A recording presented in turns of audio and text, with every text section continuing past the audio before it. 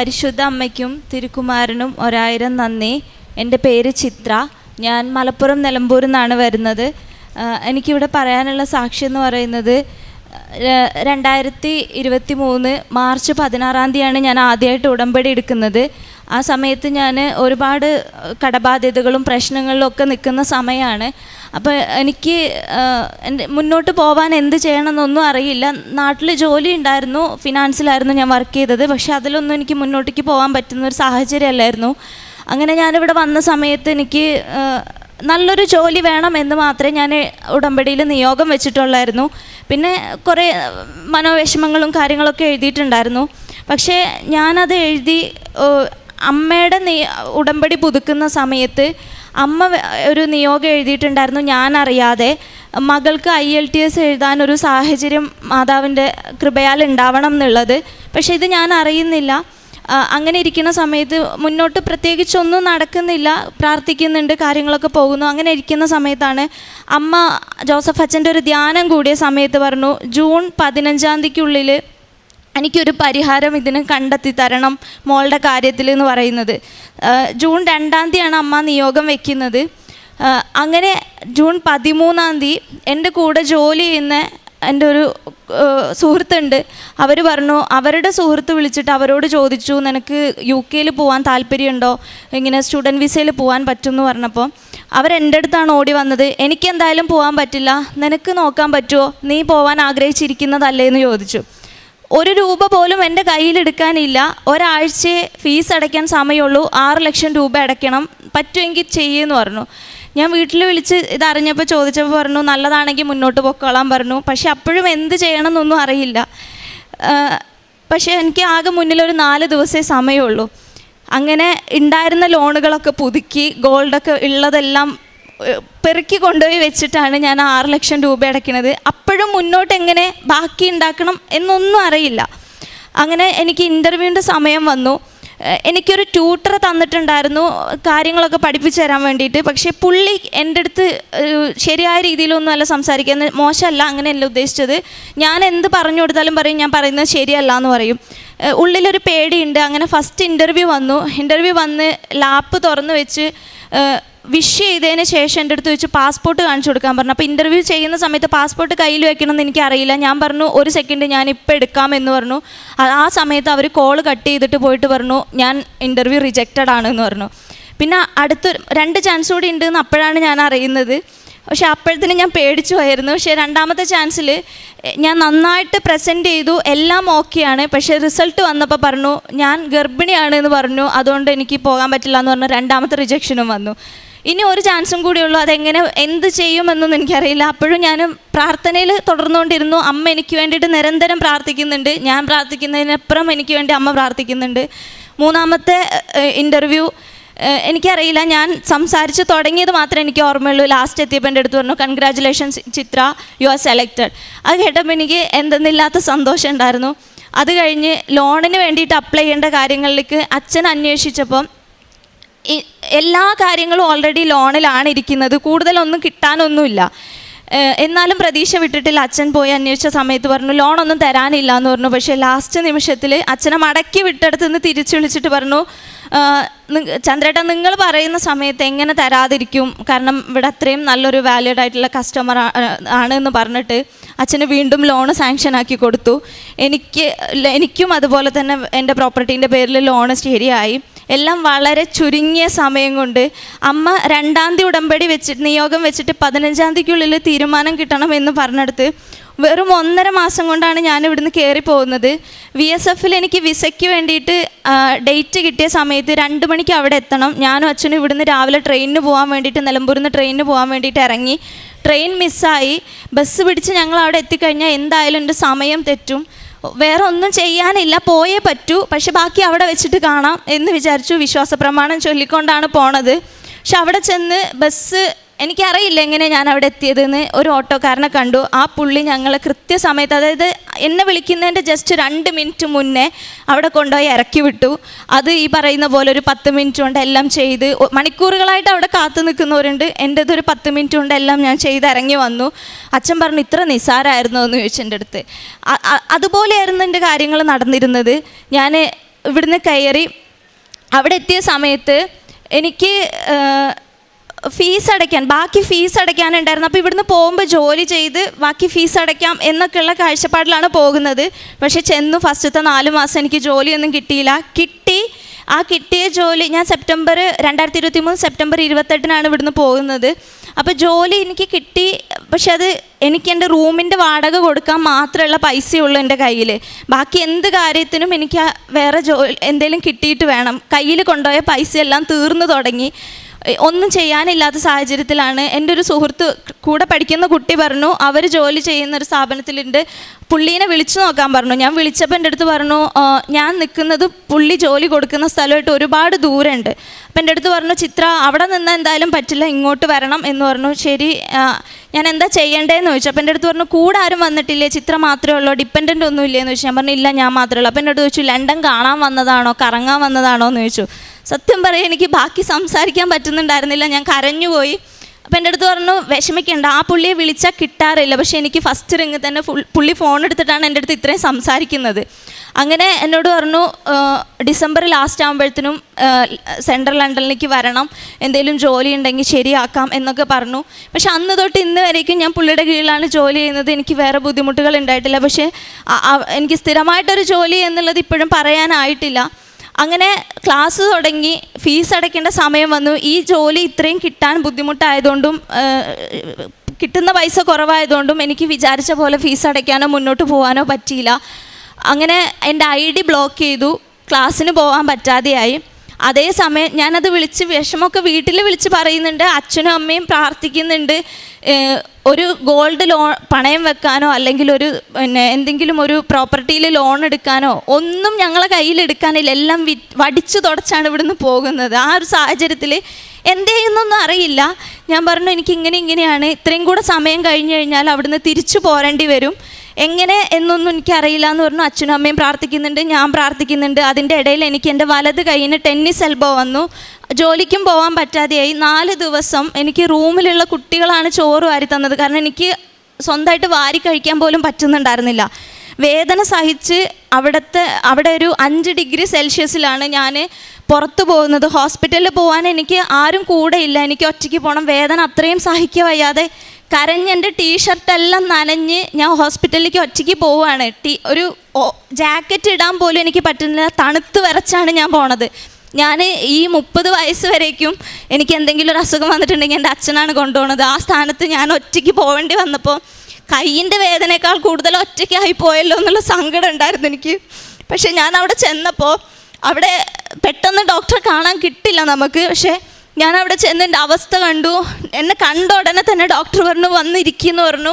എൻ്റെ കയ്യിന് ഞാൻ സംസാരിക്കാൻ പോലും എന്നെ സമ്മതിച്ചില്ല. കയ്യിന് സ്ലിങ് ഇട്ട് തന്നിട്ട് പറഞ്ഞു ഇനി പറഞ്ഞോ എന്ന് പറഞ്ഞു. അപ്പം ഞാൻ പറഞ്ഞു ഇങ്ങനെയാണ് എൻ്റെ അവസ്ഥ എന്ന് പറഞ്ഞു. അപ്പം എന്നോട് പറഞ്ഞു 1 വർഷം ചുരുങ്ങിയത് കയ്യിന് റെസ്റ്റ് കൊടുക്കണം, ഒരു ജോലിയും ചെയ്യാൻ പറ്റില്ല, ഈവൻ പച്ചക്കറി പോലും എൻ്റെ കൈ കൊണ്ട് എനിക്ക് അരിയാൻ പറ്റില്ല, ചെയ്യരുത്, റെസ്റ്റ് എടുക്കണം എന്ന് പറഞ്ഞു. ഇങ്ങനത്തെ ഒരു സാഹചര്യത്തിൽ ഞാൻ ജോലിക്ക് പോവാതിരുന്ന എവിടുന്ന് ഒന്നും കിട്ടാനുമില്ല, ഒന്നും ചെയ്യാനുമില്ല മുന്നോട്ട്. ഞാൻ എന്ത് ചെയ്യുമെന്ന് അറിയില്ല. അങ്ങനെ ഞാൻ ആ സ്ലിങ്ങിൻ്റെ ഇടയിൽ കൂടെ ഞാൻ ഇട്ട സ്ലിങ്ങിൻ്റെ ഇടയിൽ കൂടെ ഞാൻ മാതാവിൻ്റെ ഉപ്പ് അതിലിങ്ങനെ ഇട്ടിട്ട് ഞാൻ വെച്ചു. എനിക്ക് വേറെ ഒന്നും ചെയ്യാൻ അറിയില്ല. പ്രാർത്ഥിക്കാനാണെങ്കിലും വിശ്വാസ പ്രമാണം ചൊല്ലാൻ അറിയാം, ഞാൻ ഇത് ചൊല്ലുന്നുണ്ട്. അതിൽ കൂടുതൽ എനിക്ക് ആ സമയത്ത് കൊന്ത ചൊല്ലാനോ അല്ലെങ്കിൽ വചനം പറയാനോ ഇതൊന്നും എനിക്കറിയില്ല. അപ്പം ഞാൻ പറഞ്ഞു മാതാവ് എനിക്ക് അറിയുന്നത് ഇത്രയേ ഉള്ളൂ, ഉപ്പ് ഞാൻ ഇടുന്നുണ്ട്, ബാക്കി മാതാവ് നോക്കിക്കൊള്ളണേന്ന് പറഞ്ഞു. 4 ദിവസം കഴിഞ്ഞപ്പോഴത്തേനും ഞാൻ ജോലിക്ക് പോകാൻ തുടങ്ങി. എനിക്ക് യാതൊരു പ്രശ്നമില്ല. ഫെബ്രുവരിയിൽ ഫിസിയോതെറാപ്പി ചെയ്യണമെന്ന് പറഞ്ഞിട്ട് ഞാൻ അപ്പോയിൻമെൻ്റ് എടുക്കുമ്പോൾ എനിക്ക് കിട്ടുന്നത് മെയ്യിലാണ്. ആ സാഹചര്യത്തിലൊക്കെ മെയ്യിൽ കിട്ടിയാൽ പോലും പോകാൻ പറ്റാത്തൊരവസ്ഥയിൽ ഞാൻ 4 ദിവസം കൊണ്ട് അതിൽ നിന്നെല്ലാം റിക്കവറായി ജോലിക്ക് ഒരാഴ്ച കൊണ്ട് തിരിച്ചു പോകാൻ തുടങ്ങി ഞാൻ. അതൊക്കെ അമ്മ മാതാവിൻ്റെ ഒരു അനുഗ്രഹം കൊണ്ട് മാത്രമാണ്. ആ സമയത്ത് തന്നെയാണ് ഫീസ് അടയ്ക്കാൻ 9 ലക്ഷം രൂപ അടയ്ക്കണം എന്ന് പറഞ്ഞ് എൻ്റെ ID ബ്ലോക്ക് ആക്കുന്നത്. വീട്ടിൽ വിളിച്ച് പറഞ്ഞപ്പോൾ അമ്മ നിരന്തരം മുട്ടിൽ നിന്ന് പ്രാർത്ഥിക്കുന്നു. അമ്മ എനിക്ക് വാട്സപ്പിൽ ഫോട്ടോ അയച്ചു തന്നു. മുട്ടിൽ നിന്ന് പ്രാർത്ഥിച്ചിട്ട് അമ്മേൻ്റെ 2 മുട്ടും മുറിഞ്ഞിട്ടുണ്ടായിരുന്നു, ചോര വന്ന്. ആ സാഹചര്യത്തിലാണ് അമ്മ പ്രാർത്ഥിക്കുന്നത്. അച്ഛനും അമ്മയും അപ്പം ഞങ്ങളുടെ ഒരു ബന്ധുവിൻ്റെ കല്യാണം ഉണ്ടായിരുന്നു, അച്ഛൻ്റെ പെങ്ങളെ മോളെ കല്യാണം ഉണ്ടായിരുന്നു. അവിടെ നിന്ന സമയത്ത് ചോദിക്കാൻ അത്രയും വിഷമം ഉണ്ടായിരുന്നു. എന്നിരുന്നാലും വേറെ നിവർത്തിയില്ലല്ലോ. എല്ലാവരോടും പറഞ്ഞു ചിത്രം ഇങ്ങനെ ഒരു സാഹചര്യത്തിലാണ് നിൽക്കുന്നത് എന്ന് പറഞ്ഞപ്പോൾ എല്ലാവരും പറഞ്ഞു മാമ ഞാൻ തരാം, വല്യച്ഛ ഞാൻ തരാം എന്ന് പറഞ്ഞ് കറങ്ങി ഒരു 2-3 ദിവസം കൊണ്ടാണ് 6 ലക്ഷം രൂപ എനിക്ക് അച്ഛന് ഇവിടുന്ന് എൻ്റെ അക്കൗണ്ടിൽ ഇട്ട് തരുന്നത്. അതേ സമയം എന്നെ കോളേജിൽ കാണാത്തത് കൊണ്ട് ഒരു ഇംഗ്ലീഷുകാരനാണ് എൻ്റെ കൂടെ പഠിക്കുന്ന സഹപാഠി എന്നെ വിളിച്ചിട്ട് ചോദിച്ചു ചിത്ര എന്താ വരാത്തത് എന്ന് ചോദിച്ചു. അപ്പം ഞാൻ പറഞ്ഞു എനിക്കിങ്ങനെ ഫീസ് അടയ്ക്കാത്തത് ഞാൻ പറഞ്ഞില്ല, കൈ വയ്യ, അതുകൊണ്ട് എനിക്ക് ക്ലാസ്സിൽ വരാൻ പറ്റില്ല. അപ്പം എന്നോട് പറഞ്ഞു വന്നിരിക്കാമല്ലോ, എന്തുകൊണ്ട് വരുന്നില്ല എന്ന് പറഞ്ഞു. അപ്പം ഞാൻ പറഞ്ഞു വളരെ വിഷമത്തോടെയാണെങ്കിലും ഞാൻ പറഞ്ഞു എനിക്കിങ്ങനെ ഫീസ് അടയ്ക്കാൻ പറ്റാത്തതുകൊണ്ട് ID ബ്ലോക്കാണ്, അതും കൊണ്ടും കൂടിയാണ് വരാത്തത്, വന്നിട്ട് പ്രത്യേകിച്ച് കാര്യമൊന്നുമില്ല എന്ന് പറഞ്ഞു. അപ്പം എൻ്റെ അടുത്ത് പറഞ്ഞു ഞാനൊന്ന് നോക്കട്ടെ ചിത്രേൻ്റെ കയ്യിൽ എത്ര രൂപയുണ്ട്, ഞാനും സഹായിക്കാമെന്ന് പറഞ്ഞു. സത്യം പറഞ്ഞാൽ അതൊക്കെ ഒരു അത്ഭുതമായിരുന്നു. ഞാൻ അറിയാത്ത ഒരു 2-3 ക്ലാസ്സിൽ മാത്രം ഞാൻ പരിചയപ്പെട്ട വേറെ ഏതോ നാട്ടിലുള്ളൊരു കുട്ടിയാണ്. ഭാഷ പോലും ഒന്നല്ല എന്നിരുന്നിട്ട് പോലും എന്നോട് പറഞ്ഞത് ഞാൻ നോക്കട്ടെ എന്നാണ് പറഞ്ഞത്. അപ്പം ഞാൻ അതിശയിച്ചു പോയി. അപ്പം എൻ്റെ അടുത്ത് പറഞ്ഞു 1 രൂപയില്ല, പക്ഷേ ഞാൻ ആളടുത്ത് പറഞ്ഞു എൻ്റെ അടുത്ത് ഒരു 3 ലക്ഷം ഉണ്ട്, ബാക്കി എനിക്ക് കണ്ടെത്തണം എന്ന് പറഞ്ഞു. അവസാനം ഫീസ് അടയ്ക്കുന്ന ഡേറ്റ് ആയപ്പോൾ ആളുടെ ശമ്പളത്തിൽ നിന്ന് കിട്ടിയ 1 ലക്ഷം രൂപയാണ് എനിക്ക് തന്നത്. എന്നോട് അത് തിരിച്ചു വേണമെന്ന് പറഞ്ഞിട്ടല്ല തന്നത്, നീ വെച്ചോ എന്ന് പറഞ്ഞിട്ടാണ് തന്നത്. പക്ഷേ ഞാനത് എനിക്ക് തിരിച്ചു കൊടുക്കാനുള്ളതാണ്. അങ്ങനെ അതും എൻ്റെ മാതാവ് എനിക്ക് സാധിച്ചു തന്നു. അത് കഴിഞ്ഞിട്ട് ഞാൻ പിന്നെ ജോലിക്ക് പോകുന്നതിൻ്റെ ഇടയിൽ തന്നെ എനിക്ക് 2 വർഷമായി ഞാൻ പോയിട്ട്. 2023 സെപ്റ്റംബർ 28-നാണ് ഞാൻ പോണത്. അപ്പോൾ കഴിഞ്ഞ ഓഗസ്റ്റിൽ എൻ്റെ ബ്രദറും അവരെ മക്കളും വൈഫൊക്കെ ആയിട്ട് നാട്ടിൽ വന്നിരുന്നു.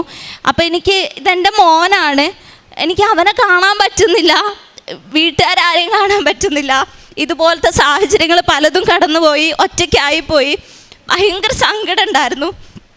അപ്പോൾ എനിക്ക് എങ്ങനെ വരാൻ പറ്റുമെന്നൊന്നും അറിയില്ല. എൻ്റെ കയ്യിൽ പൈസ ഇല്ല, വേറൊന്നുമല്ല കടങ്ങൾ തീർത്തിട്ട് വരാം എന്നുള്ളൊരു ഇതിലാണ് ഞാൻ ഇരിക്കുന്നത്. കാരണം നമ്മൾ വരുമ്പോൾ മറ്റുള്ള ആൾക്കാർ കടക്കാർ ചോദിക്കുമ്പോൾ അവരുടെ മുന്നിൽ മോശപ്പെടരുതല്ലോ എന്നുള്ള രീതിയിലാണ് ഞാൻ അങ്ങനെ നിന്നത്. പക്ഷേ എനിക്കറിയില്ല. എനിക്ക് എൻ്റെ ഒരു സുഹൃത്ത് എൻ്റെ അടുത്ത് വന്നിട്ട് പറഞ്ഞു നീ വിഷമിക്കണ്ട, ടിക്കറ്റ് എടുക്കാനുള്ള പൈസ ഞാൻ തരാം. എൻ്റെ ബ്രദർ ഓൾറെഡി എൻ്റെ അടുത്ത് പറഞ്ഞിരുന്നു നീ വിഷമിക്കണ്ട, നിനക്ക് ടിക്കറ്റ് എടുക്കാനുള്ള പൈസ ഞാൻ തരാം, നീ വന്നാൽ മതി എന്ന്. പക്ഷേ അവനും അവൻ്റെ ബുദ്ധിമുട്ടുകളിലാണ്. എനിക്ക് ആരെയും ബുദ്ധിമുട്ടിപ്പിക്കാൻ എനിക്ക് താല്പര്യം ഉണ്ടായിരുന്നില്ല. ഞാൻ അങ്ങനെ വിഷമിച്ചിട്ടാണ് ഞാൻ ഇരുന്നത്. ആ സമയത്താണ് എനിക്ക് അങ്ങനെ ടിക്കറ്റ് എടുക്കാനൊരു സാഹചര്യം കിട്ടി. എൻ്റെ റൂമിൻ്റെ റെൻറ്റ് തൽക്കാലത്തേക്ക് മാറ്റി വയ്ക്കാൻ എനിക്കൊരു അവസരം കിട്ടി. എന്നോട് പറഞ്ഞു നീ വന്നതിന് ശേഷം റെൻറ്റ് തന്നാൽ മതി എന്ന് പറഞ്ഞു. അങ്ങനെ അതെല്ലാം കൂടെ ചൊരുക്കൂട്ടിയിട്ടാണ് ഞാൻ ഇന്ന് വന്നത്. ശരിക്കും ഞാൻ ടിക്കറ്റ് എടുത്ത് കഴിഞ്ഞിട്ടാണ് ഞാൻ അറിയുന്നത്. കൃത്യം 2 വർഷം തികയുന്ന അന്ന് 2025 സെപ്റ്റംബർ 28-ാണ് ഞാൻ തിരിച്ചവിടെ നിന്ന് ഇങ്ങോട്ട് വരുന്നത്. 20 ദിവസത്തെ ലീവ് ഉള്ളെങ്കിലും ഞാൻ അത്രയും സന്തോഷത്തിലാണ് വന്നത്. അതേപോലെ എനിക്ക് ഇവിടെ ഞാൻ ജോലി ചെയ്യുന്നതിൻ്റെ ഇടയിൽ തന്നെ എനിക്ക് വേറൊരു അനുഭവം ഉണ്ടായി. വിസയ്ക്ക് വേണ്ടിയിട്ട് അപ്ലൈ ചെയ്യാൻ. അതെനിക്ക് എൻ്റെ ജീവിതത്തിൽ ഇത്രയും ദിവസങ്ങൾക്കിടയിൽ നടന്ന ഏറ്റവും വലിയൊരു അത്ഭുതമാണ് എനിക്കിനി പറയാനുള്ളത്. ഞാൻ വിസയ്ക്ക് വേണ്ടിയിട്ട് അപ്ലൈ ചെയ്തപ്പോൾ അതിൻ്റെ ഡേറ്റുകളെല്ലാം കഴിഞ്ഞു പോയി. 2024 നവംബർ തൊട്ടിട്ട് ഞാനത് അപ്ലൈ ചെയ്യുന്നുണ്ട്. അപ്പോൾ എൻ്റെ ഫോണ് അഡ്വാൻസ്ഡ് ഫോണല്ല, ഞാൻ വേറെ ആൾക്കാരുടെ ഹെൽപ്പോട് കൂടിയിട്ട് ചെയ്യുന്നുണ്ട്. എല്ലാം റിജക്ഷനായിരുന്നു വന്നത്. ഞാനും ശ്രമിച്ചു, എനിക്കും റിജക്ഷനാണ് വന്നത്. എന്ത് ചെയ്യണം എന്നറിയില്ല. എൻ്റെ ടെൻഷൻ കൂടി. അതിൻ്റെ ഡേറ്റ് മാറ്റി കിട്ടിയെങ്കിൽ പോലും എനിക്കത് ചെയ്യാൻ പറ്റുന്നില്ല. അവസാന നിമിഷത്തിലാണ് ഞാൻ മാതാവിൻ്റെ അടുത്ത് പറഞ്ഞത് മാതാവേ എനിക്ക് വേറെ ആരോടും ഇനി ഇത് ചെയ്യാൻ പറയാൻ അറിയില്ല, എനിക്കും ചെയ്യാൻ അറിയില്ല, ഞാൻ മാതാവിനെ ഏൽപ്പിക്കുകയാണെന്ന് പറഞ്ഞു. അറിയാവുന്നത് വിശ്വാസപ്രമാണമാണ്. ഞാൻ പറഞ്ഞു 33 തവണ ഞാനത് ചൊല്ലിക്കോളാം, മാതാവ് ഏറ്റെടുത്തോളണേ എന്ന് പറഞ്ഞു. മുട്ടിൽ നിന്ന് പ്രാർത്ഥിച്ചാൽ നടുവേദന വരും എനിക്ക്. അപ്പം ഞാൻ ബെഡിൽ ചമ്രം പടിഞ്ഞിരുന്നിട്ടാണ് ഞാൻ ചൊല്ലുന്നത്. കണ്ണടച്ചാൽ എനിക്ക് എണ്ണം തെറ്റിപ്പോകും. ഞാൻ അതുകൊണ്ട് കണ്ണ് തുറന്നാണ് ചൊല്ലുന്നത്. പക്ഷെ ഒരു 10 എണ്ണം ചൊല്ലിക്കഴിഞ്ഞപ്പോൾ എന്നോട് ആരോ പറയുന്നു കണ്ണടയ്ക്കാൻ പറഞ്ഞു. ഞാൻ കണ്ണടച്ചു. ഒരു 20 ആയപ്പോൾ എന്നോട് പറയുന്നുണ്ട് നീ മുട്ടിൽ നിൽക്കുമെന്ന് പറയുന്നുണ്ട്. ഞാൻ മുട്ടിൽ നിന്നു. പിന്നെ ഞാൻ ചൊല്ലിക്കൊണ്ടിരിക്കുകയാണ്. 30 കഴിഞ്ഞൊരു 31 ആയപ്പോൾ എൻ്റെ വലത് ഭാഗത്ത് റൂമിൻ്റെ ഒരു കോണിൽ വലിയൊരു രൂപം, മാതാവിൻ്റെ ഉടുപ്പിട്ട് അതേ ഗ്രേ കളറിൽ ഒരു വലിയൊരു രൂപം എൻ്റെ റൂമും കഴിഞ്ഞ് ആകാശം മുട്ടെ പോയൊരു ഫീൽ എനിക്ക് വന്നു. അപ്പം ഞാൻ ബാക്കിയെല്ലാം ചൊല്ലിക്കൊണ്ടിരിക്കുകയാണ്. ആ 33 തവണയും ചൊല്ലിയപ്പം അപ്പോഴാണ് എനിക്ക് മനസ്സിലാവുന്നത് അത് മാതാവ് വന്ന് നിൽക്കുകയാണ്. എന്നിട്ട് എനിക്ക് മനസ്സിലാവാൻ വേണ്ടിയിട്ട് ആ റൂമിൻ്റെ ഉള്ളിൽ ഒരു കുഞ്ഞു രൂപം എന്നെ നോക്കി നിൽക്കുന്നു. ഞാൻ കണ്ണ് തുറന്നിട്ടില്ല, പക്ഷെ ഞാൻ അങ്ങനെ ഇരുന്ന് എൻ്റെ കൈ കൊണ്ട് കെട്ടിപ്പിടിച്ച് ഞാൻ കുറേ കരഞ്ഞു. ഞാൻ ആ രൂപത്തിൽ മാതാവിൻ്റെ പാദം തൊട്ട് മുട്ട് വരെ എനിക്ക് കാണാൻ പറ്റുന്നുള്ളൂ. പക്ഷെ ഞാൻ ആ ഉടുപ്പിൽ കെട്ടിപ്പിടിച്ച് ഞാൻ ഒരുപാട് കരഞ്ഞു. ഒരു 5 മിനിറ്റ് ഞാൻ കരഞ്ഞതിന് ശേഷം ഞാൻ അവിടെ ഇരുന്നു. ഞാൻ വേറെ ഒന്നും ചെയ്തില്ല. ആ കരഞ്ഞ അതേ രൂപത്തിൽ തന്നെ ഞാൻ ആ വിസ ചെയ്തു. 1 മിനിറ്റ് പോലും എനിക്ക് എടുക്കേണ്ടി വന്നില്ല. 5 മാസം കൊണ്ട് ഞാൻ ശ്രമിച്ചിട്ട്, നിസ്സാരമാണത് ചെയ്യാൻ, പക്ഷെ 5 മാസം കൊണ്ട് ഞാൻ ശ്രമിച്ചിട്ട് എനിക്ക് റിജക്ഷൻ വന്നത് 1 മിനിറ്റ് പോലും എടുക്കാതെ എല്ലാം ചെയ്തു. ഞാൻ ആ കരഞ്ഞ അതേ ഫോട്ടോ ആണ് ഞാൻ അതിൽ അപ്ലോഡ് ചെയ്തത്. ഞാനതിപ്പോഴും മാറ്റിയിട്ടില്ല. അങ്ങനെ എനിക്ക് മാതാവിൻ്റെ അത്രയും വലിയൊരു അനുഗ്രഹം കിട്ടി. ഇപ്പോഴും അതിനുശേഷം ഈ നിമിഷം വരേക്കും ഞാൻ മാതാവിനെ എപ്പോൾ ചിന്തിക്കുന്നോ എനിക്ക് ആ രൂപം എൻ്റെ മുന്നിൽ വലത് സൈഡിൽ വരുന്നുണ്ട്. ഞാൻ എപ്പോഴും പ്രാർത്ഥിക്കാറുണ്ട് എൻ്റെ വലത് കൈ പിടിച്ചിട്ട് മുന്നോട്ട് പോകണേ എന്നുള്ളത്. അത് കേട്ടിട്ടാവണം എനിക്കറിയില്ല, ഇപ്പോഴും എനിക്ക് ആ ഒരു പ്രസൻസ് എൻ്റെ മുന്നിൽ ഉണ്ടാവാറുണ്ട്. ഇത്രയും അനുഗ്രഹങ്ങൾ എനിക്ക് തന്ന മാതാവിനും തിരുക്കുമാരനും 1000 നന്ദി. കാരുണ്യ പ്രവർത്തനം ഞാൻ ചെയ്തിട്ടുള്ളത്, അവിടെ ഭക്ഷണം കിട്ടാതെ കുറേ ആൾക്കാർ പുറത്തു കൂടെ നടക്കാറുണ്ട്. ഞാൻ ലണ്ടനിലാണ്. അപ്പോൾ ഒരുപാടൊന്നും ആളുകളെ കാണില്ല, പക്ഷെ ഞാൻ ആ കാണുന്ന ആളുകൾക്കെല്ലാം എന്നെ കൊണ്ട് പറ്റുന്ന ഒരു നേരത്തെ ഭക്ഷണമാണെങ്കിലും കാപ്പിയാണെങ്കിലും ഞാൻ വാങ്ങിക്കൊടുക്കാറുണ്ട്. പിന്നെ ഇവിടെ അഗതികളായിട്ട് താമസിക്കുന്ന ആളുകളൊക്കെ ഉള്ള സ്ഥലങ്ങളിൽ ഞാൻ പൈസ കൊടുത്തിട്ട് അവർക്ക് ഭക്ഷണമായിട്ടോ അങ്ങനത്തെ കാര്യങ്ങളൊക്കെ ചെയ്യാൻ വേണ്ടി പൈസ അയച്ചു കൊടുത്തിട്ടുണ്ടായിരുന്നു. പിന്നെ പ്രേക്ഷിത പ്രവർത്തനം ഞാൻ പത്രം ഇവിടുന്ന് പോകുന്നതിൻ്റെ മുന്നേ ഓട്ടോ സ്റ്റാൻഡുകളിലും പുറത്ത് എല്ലാ സ്ഥലങ്ങളിലും മാതാവിനെ കുറിച്ച് പറഞ്ഞ് കൊടുത്ത് അതെല്ലാം തീർത്തതിന് ശേഷമാണ് ഞാൻ ഇവിടുന്ന് പോയത്. അച്ഛൻ്റെ ബ്ലെസ്സിങ്ങും വാങ്ങിച്ചിട്ടാണ് ഞാൻ ഇവിടുന്ന് പോയത്. ഞാൻ എവിടെയും തളർന്നിട്ടില്ല. എന്നെ താങ്ങി മാതാവ് കൂടെ ഉണ്ട്. 1000 നന്ദി. 1 യോഹന്നാൻ 4:4 കുഞ്ഞുമക്കളെ, നിങ്ങൾ ദൈവത്തിൽ നിന്നുള്ളവരാണ്. നിങ്ങൾ വ്യാജ്യപ്രവാചകന്മാരെ കീഴ്പ്പെടുത്തിയിരിക്കുന്നു. എന്തെന്നാൽ നിങ്ങളുടെ ഉള്ളിലുള്ളവൻ ലോകത്തിലുള്ളവനേക്കാൾ വലിയവനാണ്.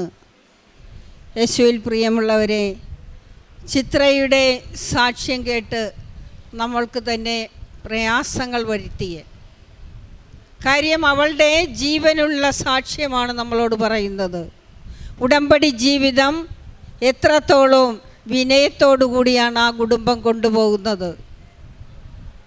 അവൾക്ക് വിദേശത്തേക്ക് പോകാൻ പലരിൽ നിന്നും പല റിജക്റ്റേഷൻ വന്നിട്ടും ആ മോളെ പരിശുദ്ധമ്മ കൈവിട്ടില്ല. അമ്മ മാതാവ് അവളിൽ കൂടെ നടക്കുകയാണ്. നമ്മൾ തന്നെ പറയാറുണ്ട് പരിശുദ്ധമ്മ സഞ്ചാരിയമ്മയാണെന്ന്, സമയത്തിൻ്റെ മേൽ അധികാരമുള്ള അമ്മയാണെന്ന്. അതുതന്നെയാണ് ചിത്രയ്ക്കും അനുഭവപ്പെട്ടത്. പലതവണ റിജക്റ്റ് ചെയ്ത കാര്യങ്ങൾ ഉടമ്പടി എടുത്ത് 33 പ്രാവശ്യം വിശ്വാസ പ്രമാണം ചൊല്ലുന്ന സമയത്ത് പരിശുദ്ധ അമ്മയുടെ സാന്നിധ്യം, അമ്മ കുട്ടിയുടെ അടുത്ത് ചെല്ലുകയാണ്, അമ്മയുടെ സാന്നിധ്യം അനുഭവിക്കുകയാണ്. അതാണ് അവളെ ഏറ്റവും വലിയ സങ്കടത്തിലെത്തിയത്. സന്തോഷം കൊണ്ടുള്ള സങ്കടമാണ്. അമ്മ തൻ്റെ കൂടെയുണ്ടല്ലോ, പിന്നെ ആരെ ഭയപ്പെടാനാ? പല സ്ഥലങ്ങളിലും സാമ്പത്തികമായി ബുദ്ധിമുട്ടുന്ന സമയത്ത് മാതാപിതാക്കൾ ചെയ്തത് മുട്ടുമേൽ നിന്ന് പ്രാർത്ഥിക്കുകയാണ്. ഇതായി കണ്ണുനീരാ അമ്മയുടെ സന്നിധിയിലെത്തിയിരിക്കുന്നത്. അമ്മയുടെ സന്നിധിയിലെത്തിയ കണ്ണുനീര് തമ്പുരാൻ്റെ കയ്യിൽ കൊടുത്ത അമ്മ ശക്തനായവനിൽ നിന്ന് വൻ കാര്യം ചെയ്തു കൊടുക്കുകയാണ്. ഭയപ്പെടേണ്ട, ഭയപ്പെടത്തിൽ നിന്ന് വിശുദ്ധിയിലേക്ക് ധൈര്യം പകർന്നു കൊടുക്കുകയാണ്. ആ മോളുടെ കയ്യിലുണ്ടായിരുന്ന വേദനയുടെ സമയത്ത് ഒരു 6 മാസമെങ്കിലും ഈ കയ്യിൽ പ്ലാസ്റ്റർ ഇട്ടിരിക്കണമെന്ന് പറഞ്ഞ സമയത്ത് അവളുടെ കൈവശം ഉണ്ടായിരുന്നത് ഉപ്പ് മാത്രമാണ്. ഉടമ്പടി നേർച്ച വസ്തുക്കളായ ഉപ്പ് ആ കയ്യിൽ പൊതിഞ്ഞു വെച്ചുകൊണ്ട് ആ പ്ലാസ്റ്റർ ഇട്ടുകൊണ്ട് അവൾ റെസ്റ്റ് എടുത്തു. 3 ദിവസമേ അതിന് സ്ഥാനം ഉണ്ടായിരുന്നുള്ളൂ. താൻ ജോലി ചെയ്യാതിരുന്നാൽ എങ്ങനെ ജീവിക്കും, എങ്ങനെ മുറിയുടെ വാടക കൊടുക്കും എന്നുള്ള വിചാരത്തിൽ അവൾ അമ്മ മാതാവിനോട് പറഞ്ഞു. അമ്മ അത് 3 ദിവസത്തിനുള്ളിൽ അവളുടെ കൈക്ക് സൗഖ്യം കൊടുത്തു ജോലിക്ക് പോകാൻ തുടങ്ങി. എന്ത് കണ്ണുനീരിട്ട് നമ്മൾ അമ്മ മാതാവിൻ്റെ അടുത്ത് സമർപ്പിച്ചോ അമ്മ അതൊരിക്കലും കൈവിടത്തില്ലെന്ന് ഈ മോള് വഴി നമ്മൾക്ക് സാക്ഷ്യപ്പെടുത്തുവാനിടയായി. അതിനുശേഷം അവൾക്ക് വിസ എടുക്കണമായിരുന്നു. അതിന് 9 ലക്ഷം രൂപ വേണമായിരുന്നു. പല വ്യക്തികളോടായി ചോദിച്ചപ്പോൾ യാതൊരു തടസ്സവും കൂടാതെ പരിശുദ്ധ അമ്മ അത് ഉടനടി പരിഹരിച്ചു കൊടുത്തു. ഇതാണ് ഉടമ്പടി എടുത്തവർക്ക് ഉടനടി പരിഹാരമെന്ന് പറഞ്ഞത്. പരിശുദ്ധമ്മ തന്നെ വിളിച്ചപേക്ഷിക്കുന്നവർക്ക്, ഹൃദയപരമാർത്ഥതയോട് വിളിച്ചപേക്ഷിക്കുന്നവർക്ക് കർത്താവ് സമീപസ്ഥനാണ്. കർത്താവ് കൈവിടത്തില്ല. ഈശോയോടും അമ്മയോടും ചേർന്ന് നിന്നുകൊണ്ട് ഉടമ്പടി ജീവിതം വിശുദ്ധിയോടും വിശ്വസ്തയോടും സത്യസന്ധതയോടും കൂടി മുന്നോട്ട് നീങ്ങിയപ്പോൾ ചിത്രമോൾക്ക് അതെല്ലാം ലൈറ്റ് വെയ്റ്റായിട്ട് അമ്മ ഉടനടി സാധിച്ചു കൊടുത്തു. ഇങ്ങനെ അമ്മ വഴി ഈശോ കൊടുത്ത വൻ കൃപയ്ക്ക് നമ്മൾക്ക് കരങ്ങളടിച്ച് ഈശോയ്ക്ക് നന്ദി പറയാം. അത്യപൂർവ ദൈവാനുഭവങ്ങൾ ഇനി നിങ്ങൾക്കും സ്വന്തം. ഈ യൂട്യൂബ് ചാനൽ ഇതുവരെ സബ്സ്ക്രൈബ് ചെയ്തിട്ടില്ലെങ്കിൽ ഇപ്പോൾ തന്നെ സബ്സ്ക്രൈബ് ചെയ്യുക. ഈ വീഡിയോ ഇപ്പോൾ തന്നെ നിങ്ങളുടെ സുഹൃത്തുക്കൾക്ക് ഷെയർ ചെയ്തുകൊണ്ട് കർത്താവിൻ്റെ പ്രേക്ഷിതരാകുക.